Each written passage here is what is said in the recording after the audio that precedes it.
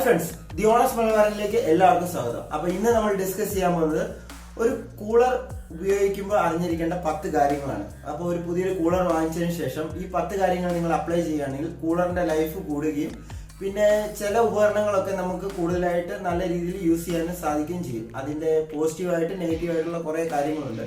അപ്പൊ നമ്മൾ ഇന്ന് ഡിസ്കസ് ചെയ്യാൻ പോകുന്ന 10 കാര്യങ്ങളാണ്. അപ്പോൾ നിങ്ങൾക്കറിയാം 3 ടൈപ്പ് കൂളേഴ്സ് ആണ് അവൈലബിൾ ആയിട്ടുള്ള മാർക്കറ്റിൽ. ഒന്ന് ടവർ കൂളർ, പിന്നെ ഒന്ന് പേഴ്സണൽ കൂളർ, ഡെസേർട്ട് കൂളർ. അപ്പൊ ഇങ്ങനെ 3 ടൈപ്പ് കൂളേഴ്സ് ആണ് ഉള്ളത്.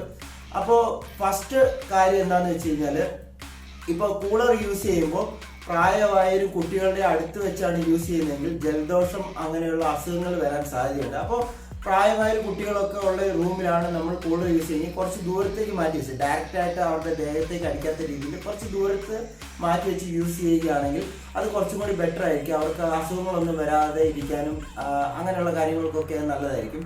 പിന്നെ രണ്ടാമത്തെ പോയിന്റ് എന്താണെന്ന് വെച്ച് കഴിഞ്ഞാൽ, ഇപ്പോൾ ഓരോ കൂളറിനും ഓരോ കപ്പാസിറ്റി ഉണ്ടാവും. 10 ലിറ്റർ, 20 ലിറ്റർ, 30 ലിറ്റർ, 40 ലിറ്റർ. ഓരോ ലിറ്റർ കപ്പാസിറ്റിക്ക് അനുസരിച്ചും കൂളറിന്റെ ഫങ്ഷൻസും വ്യത്യാസം ഉണ്ടാവും, അതിന്റെ എയർ ഫ്ലോയും വ്യത്യാസം ഉണ്ടാവും.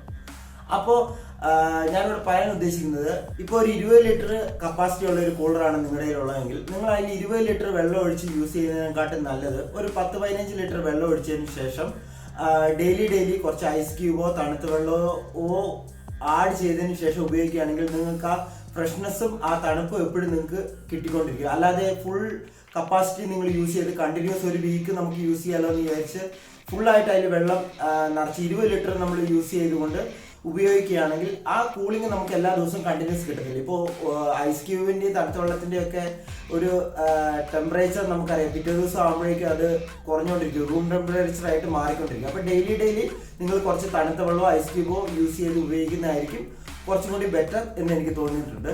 പിന്നെ മൂന്നാമത്തെ പോയിന്റ് എന്താണെന്ന് വെച്ച് കഴിഞ്ഞാൽ, എല്ലാ വീക്കിലിയും നമ്മൾ ആ കൂളർ ഒന്ന് ഡ്രെയിൻ ചെയ്ത് കളഞ്ഞ് അതിൻ്റെ ബാക്ക് സൈഡിൽ ഒന്ന് ഡ്രെയിൻ ചെയ്ത് കളഞ്ഞിട്ട് പുതിയ വാട്ടർ യൂസ് ചെയ്യുന്നത് നല്ലതായിരിക്കും. അങ്ങനെയാണെങ്കിൽ കുറച്ച് സ്മെല്ലും കാര്യങ്ങളൊക്കെ കുറവായിരിക്കും. എല്ലാ വീക്കിലും വെള്ളം ഡ്രെയിൻ ചെയ്തതിന് ശേഷം യൂസ് ചെയ്യുകയാണെങ്കിൽ കുറച്ചും കൂടി നല്ല ഫ്രഷ്നെസ്സും പിന്നെ ആ സ്മെല്ലും കുറച്ച് കുറയുന്നതായിരിക്കും. നാലാമത്തെ പോയിന്റ് എന്ന് പറയുന്നത്, നിങ്ങൾ കൂളർ യൂസ് ചെയ്യുമ്പോൾ എപ്പോഴും റൂമിൻ്റെ വിൻഡോസും വാതിലൊക്കെ നമുക്ക്, അതായത് ഒരു റൂമിൻ്റെ അകത്താണ് വാതിലൊക്കെ തുറന്നിട്ട് യൂസ് ചെയ്യുകയാണെങ്കിൽ പുറത്തുനിന്നുള്ള എയർ അത് ഫ്രഷ്നെസ് ചെയ്തുകൊണ്ട് റൂമിൻ്റെ അകത്തേക്ക് കുറച്ചും കൂടി നല്ല ഫ്രഷ് എയർ കൂളർ നമുക്ക് പ്രൊഡ്യൂസ് ചെയ്ത് തരും. അപ്പോൾ അടച്ചിട്ട റൂമിലാണ് നമ്മൾ കൂളർ യൂസ് ചെയ്യുന്നതെങ്കിൽ നമുക്ക് ആ ഒരു തണുപ്പ് കിട്ടാൻ സാധ്യതയില്ല. അപ്പോൾ വിൻഡോയുടെ സൈഡിലോ അല്ലെങ്കിൽ ആ ഭാഗത്തൊക്കെ വെച്ച് കൂളർ യൂസ് ചെയ്യുകയാണെങ്കിൽ കുറച്ചും കൂടി നല്ല ഫ്രഷ് എയർ നമുക്ക് എപ്പോഴും കൂളർ തന്നുകൊണ്ടിരിക്കും. പിന്നെ അഞ്ചാമത്തെ പോയിന്റ് എന്താണെന്ന് വെച്ച് കഴിഞ്ഞാൽ, നമ്മൾ കൂളർ യൂസ് ചെയ്യുമ്പോൾ കമ്പ്യൂട്ടറിൻ്റെ മുമ്പിലോ ലാപ്ടോപ്പിൻ്റെ മുമ്പിലോ ഇലക്ട്രിക്സ് ഐറ്റംസിൻ്റെ മുമ്പിലൊക്കെ വെച്ച് യൂസ് ചെയ്യുകയാണെങ്കിൽ ഇതിൽ നിന്ന് വെള്ളം പമ്പ് ചെയ്യാൻ സാധ്യതയുണ്ട്. അതായത് നമ്മൾ സിങ്ങിലിട്ട് കഴിയുമ്പോഴേക്കും വെള്ളം സ്പ്രേ ചെയ്യുന്നൊരു ഫംഗ്ഷൻ ഉണ്ട്. അങ്ങനെ വരുമ്പോഴേക്കും ഇത് കമ്പ്യൂട്ടറിൻ്റെ അകത്ത് പോകാനോ ലാപ്ടോപ്പിൻ്റെ അകത്ത് പോകാനോ കംപ്ലൈൻസ് ഒക്കെ വരാൻ സാധ്യതയുണ്ട്. അപ്പോൾ അതൊക്കെ നിങ്ങൾ ക്രമീകരിച്ച്, ക്യാമറയൊക്കെ യൂസ് ചെയ്യുന്ന ആൾക്കാരാണെങ്കിൽ അതിൻ്റെ മുമ്പിലൊക്കെ വെച്ച് കൂളർ യൂസ് ചെയ്യുകയാണെങ്കിൽ അതൊക്കെ പിന്നീട് ഇലക്ട്രിക്സ് ഐറ്റംസിന് കുറച്ച് കംപ്ലൈൻറ്റ്സ് വരാൻ സാധ്യതയുണ്ട്. അപ്പോൾ അത് നിങ്ങൾ നോക്കേണ്ടതാണ്. അപ്പോൾ ആറാമത്തെ പോയിന്റ് ഇതാണ്, നിങ്ങൾ കൂളർ യൂസ് ചെയ്യുമ്പോൾ നോർമൽ ഫാനാണ് നമ്മൾ യൂസ് ചെയ്യുന്നത്, അത് കൂളറിൻ്റെ ഫാനാണ് നമ്മൾ യൂസ് ചെയ്യുന്നതെങ്കിൽ കുഴപ്പമില്ല. വെള്ളം ഒഴിക്കാതെ നമ്മൾ സിങ്ങിങ് ഫംഗ്ഷൻ യൂസ് ചെയ്യുകയാണെങ്കിൽ അത് പമ്പ് മോട്ടറിന് കംപ്ലൈൻറ്റ് വരും. വെള്ളം ഇല്ലാതെ നമ്മൾ സിങ്ങിങ് ഫംഗ്ഷൻ യൂസ് ചെയ്യുകയാണെങ്കിൽ പമ്പ് മോട്ടറിന് കംപ്ലൈൻറ്റ് വരും. അപ്പോൾ അത് നമ്മൾ ശ്രദ്ധിക്കേണ്ട ഒരു പോയിന്റ് ആണ്. കൂടുതലായിട്ട് കംപ്ലൈൻറ്റ് വരുന്നത് പമ്പ് മോട്ടറിനാണ് കൂളറിന്. അപ്പോൾ വെള്ളം ഒഴിക്കാതെ നമ്മൾ സിങ്ങിങ് ഫംഗ്ഷൻ യൂസ് ചെയ്യാതിരിക്കുക. പിന്നെ ഏഴാമത്തെ പോയിന്റ് എന്താണെന്ന് വെച്ച് കഴിഞ്ഞാൽ, ഇപ്പോൾ നമ്മുടെ സീസൺ കഴിഞ്ഞു, അതായത് മഴക്കാലം തുടങ്ങുന്ന സമയത്ത് നമ്മൾ കൂളർ മാറ്റി വെക്കും, നമുക്കിനി ആവശ്യമില്ല.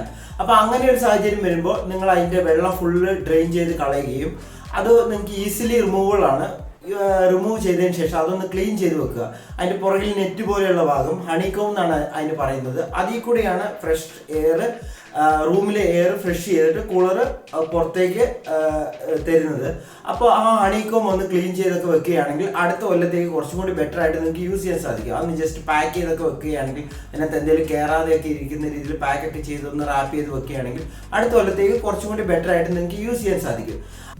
അപ്പോൾ എട്ടാമത്തെ പോയിന്റ് ഇതാണ്, നിങ്ങൾ ഓൾറെഡി കൂളർ യൂസ് ചെയ്തുകൊണ്ടിരിക്കുന്ന ആളാണ്, ചെറിയ എന്തെങ്കിലും കംപ്ലൈന്റ് മൂലം നിങ്ങൾ മാറ്റി വെച്ചിരിക്കുകയാണെങ്കിൽ അത് നമുക്ക് ഈസിലി റെഡിയാക്കാൻ പറ്റുന്നതാണ്. വലിയ കോസ്റ്റോ കാര്യങ്ങളോ ഒന്നുമില്ല. നിങ്ങൾക്ക് ഡയറക്റ്റ് ഏതാ കമ്പനി, ഇപ്പോൾ ക്രോംപ്റ്റൺ ആണ്, ഐബെൽ ആണ്, വോൾട്ടാസ് ആണ്, അങ്ങനെ ഏത് കമ്പനിയുടെ ആണോ ആ കമ്പനിയുടെ കസ്റ്റമർ കെയറെ വിളിച്ചുകൊണ്ട് തന്നെ നിങ്ങൾക്ക് ചെറിയ മുതൽ മുടക്കിൽ കൂളർ റിപ്പയർ ചെയ്യാവുന്നതാണ്. അതിന് നിങ്ങൾ ചെയ്യേണ്ട എന്താണെന്ന് വെച്ചാൽ ജസ്റ്റ് ഒന്ന് ഗൂഗിളിൽ സെർച്ച് ചെയ്താൽ മതി, നിങ്ങൾക്ക് അവരുടെ കോൺടാക്ട് നമ്പർ കിട്ടും. ആ നമ്പറിൽ നിന്ന് വിളിച്ചു കഴിഞ്ഞാൽ അവർ കസ്റ്റമർ കെയർ വീട്ടിൽ വന്ന് റിപ്പയർ ചെയ്ത് തരുന്നതാണ്. വലിയ കോസ്റ്റോ കാര്യങ്ങളൊന്നും വരത്തില്ല.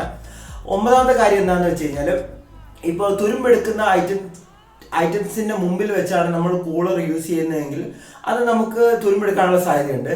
അതായത് നമ്മളിപ്പോൾ ഡയറക്റ്റ് ആയിട്ട് എന്തെങ്കിലും ഇരുമ്പിന്റെ ഐറ്റംസോ അങ്ങനെയുള്ള കാര്യങ്ങളൊക്കെ ഉണ്ടെങ്കിൽ അതിന്റെ മുമ്പിൽ വെച്ചാണ് നമ്മൾ കൂളർ യൂസ് ചെയ്യുമെങ്കിൽ പമ്പ് സിംഗിങ് മോഡിൽ ഇടുമ്പോൾ ജസ്റ്റ് സ്പ്രേ ചെയ്യുന്ന പോലെ സ്പ്രേ ചെയ്യുന്ന വാട്ടർ, അപ്പോൾ അത് തുരുമ്പെടുക്കാനുള്ള സാധ്യതകൾ ഉണ്ടാക്കും. പിന്നെ ലാസ്റ്റ് പോയിന്റ് എന്താണെന്ന് വെച്ച് കഴിഞ്ഞാൽ, ഓരോ കൂളർ കപ്പാസിറ്റി അനുസരിച്ചും അതിന്റെ ഫംഗ്ഷൻസ് കൂടുതലായിരിക്കും. ഇപ്പോൾ ഒരു 20 ലിറ്റർ 40 ലിറ്ററും വെച്ച് കമ്പയർ ചെയ്യുമ്പോൾ നിങ്ങൾ പറയും രണ്ട് സെയിം ഫംഗ്ഷൻ ആണല്ലോ, പിന്നെ 20 ലിറ്റർ മേടിച്ചാൽ പോരെ 40 ലിറ്റർ മേടിക്കണ്ടല്ലോ. രണ്ടും വെച്ച് കമ്പയർ ചെയ്യുമ്പോൾ വലിയ റേറ്റ് വ്യത്യാസങ്ങളൊന്നും വരുന്നില്ല. ഒരു 20 ലിറ്റർ 40 ലിറ്റർ തമ്മിൽ കമ്പയർ ചെയ്യുമ്പോൾ ഒരു 1000 അല്ലെങ്കിൽ ഒരു 500-600 രൂപ ആ റേറ്റ് വ്യത്യാസം വരുന്നുള്ളൂ. പക്ഷേ ഇതിന്റെ മെയിൻ ഡിഫറൻസ് എന്താണെന്ന് വെച്ച് കഴിഞ്ഞാൽ, 20 ലിറ്റർ 40 ലിറ്ററും തമ്മിൽ നോക്കുമ്പോൾ 40 ലിറ്ററിന് കുറച്ചും കൂടി കൂളിംഗ് കൂടുതലായിരിക്കും. കാരണം അതിന്റെ എയർ പുറത്തേക്ക് തരുന്ന ഭാഗവും കാര്യങ്ങളും എല്ലാം കുറച്ചും കൂടി വലിപ്പം ഉണ്ടാവും, മോട്ടറും കാര്യങ്ങളൊക്കെ വലിപ്പം ഉണ്ടാവും. പിന്നെ വോൾട്ടിന്റെ കാര്യത്തിൽ വലിയ മാറ്റങ്ങളൊന്നും ഉണ്ടാകത്തില്ല, വലിപ്പത്തിൽ മാത്രമേ മാറ്റം ഉണ്ടാവുള്ളൂ.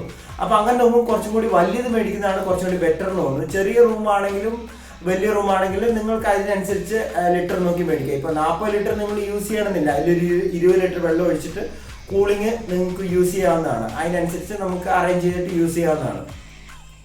അപ്പൊ ഈ 10 കാര്യങ്ങളാണ് എനിക്ക് നിങ്ങളോട് പറയാനുള്ളത്.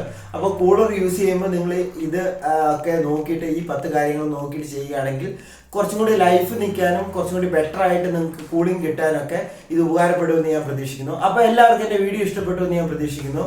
അപ്പോൾ വീഡിയോ ഇഷ്ടപ്പെട്ടവർ എന്ത് ചെയ്യാനും ലൈക്ക് ചെയ്യുക, സബ്സ്ക്രൈബ് ചെയ്യുക. അടുത്ത വീഡിയോയിൽ കാണുന്നവരെ വണക്കം.